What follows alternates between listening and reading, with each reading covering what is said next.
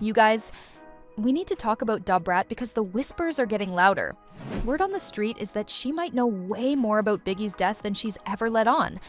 And let's be real, when it comes to the bad boy era, she was right there in the middle of all that chaos. Now, before anyone starts grabbing their pitchforks, let's break this all down because there's a lot to unpack. First of all, people who knew Biggie always described him as a big teddy bear. Sure, he looked intimidating, but once you got close, he was all love. He tried to fix things, kept the peace, and even wanted all his women to be friends. That's the kind of person he was.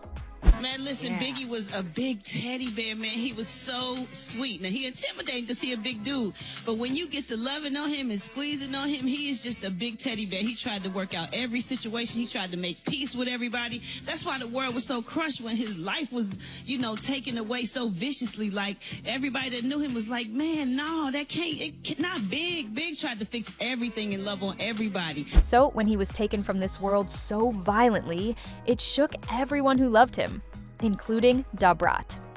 Let's not forget that DaBrat was one of the very few women dominating a male-driven rap industry back in the 90s. She wasn't just surviving, she was thriving.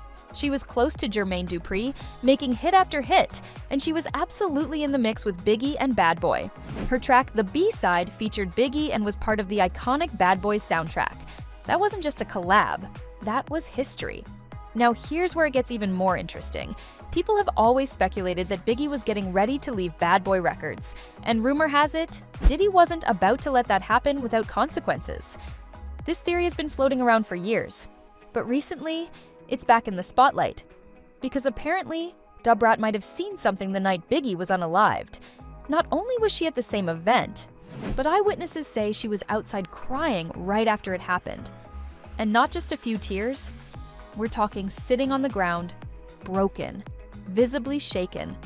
I'm looking at the news in the airport, and the Brat is sitting on the ground crying. I never forget that. Brat is sitting on the curb crying, and I'm like, what happened? Multiple people have since come forward suggesting that Brat wasn't just another party guest. She was in close proximity, saw the aftermath up close, and might have even known who was really behind it. People couldn't believe how something like that could happen with so many eyes around.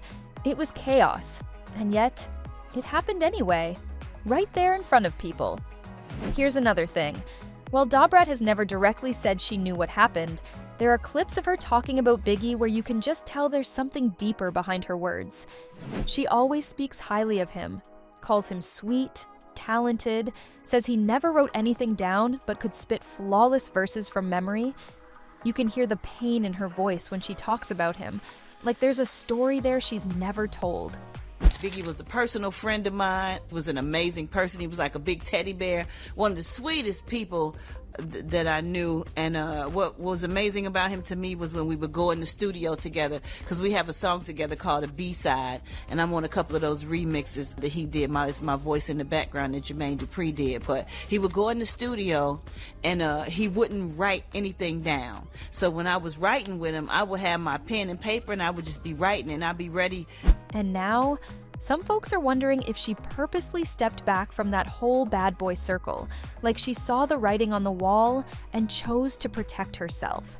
Because let's be honest, a lot of people who stayed too close to Diddy didn't make it out unscathed. Careers ended, some lives ended, and some reputations were completely destroyed. But DaBrat, she pulled back, focused on her brand, her music, and later, her media career.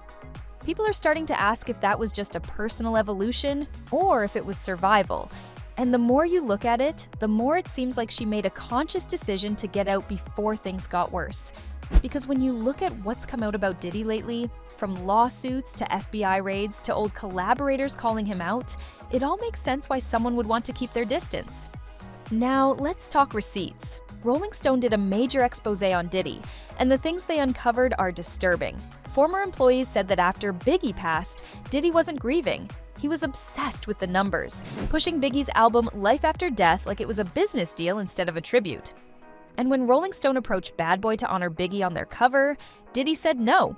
He wanted the spotlight for himself. So instead of a cover remembering Biggie, we got Puff Daddy, the new king of hip-hop. That's cold.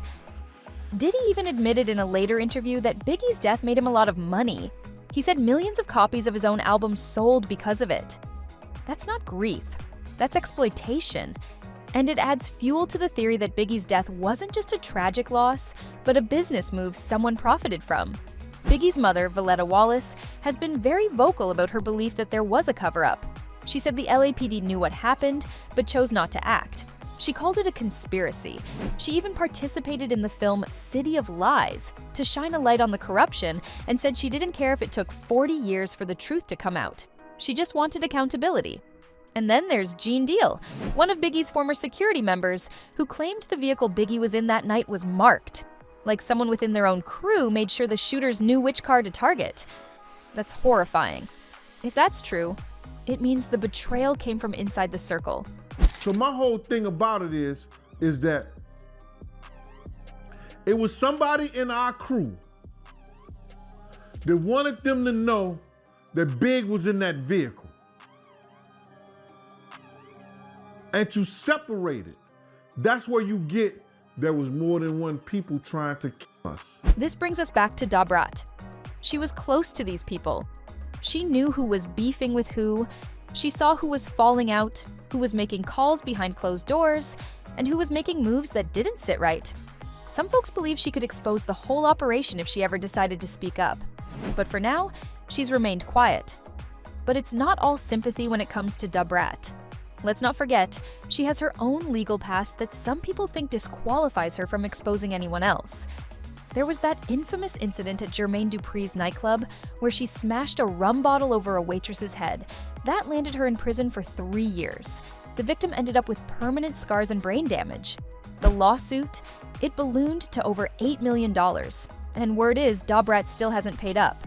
There was another incident where she hit a woman over the head with a gun during a fight over VIP seats. That also landed her in legal trouble. She pleaded guilty to reckless conduct, paid a fine, and did community service. So yes, her own record isn't spotless. Still, despite everything, the fascination with DaBrat persists. Because she was there, she saw things, and unlike many others, she walked away and managed to rebuild. Whether she's keeping quiet to protect herself, or simply because she's moved on, people are watching. And if she ever does decide to tell her side of the story, the fallout could be explosive. So now the question is, what does DaBrat really know? Was she just a witness to the chaos? Or does she have the kind of truth that could shake the foundation of what we thought we knew about Biggie's death? Only time will tell if she's one of the lucky ones who got out early, or one of the smart ones who's been waiting for the right moment. What do you think? Is DaBrat holding on to a bombshell, or has she already said all she's going to say? Drop your thoughts in the comments, and don't forget to subscribe to our channel. The tea is only getting hotter from here.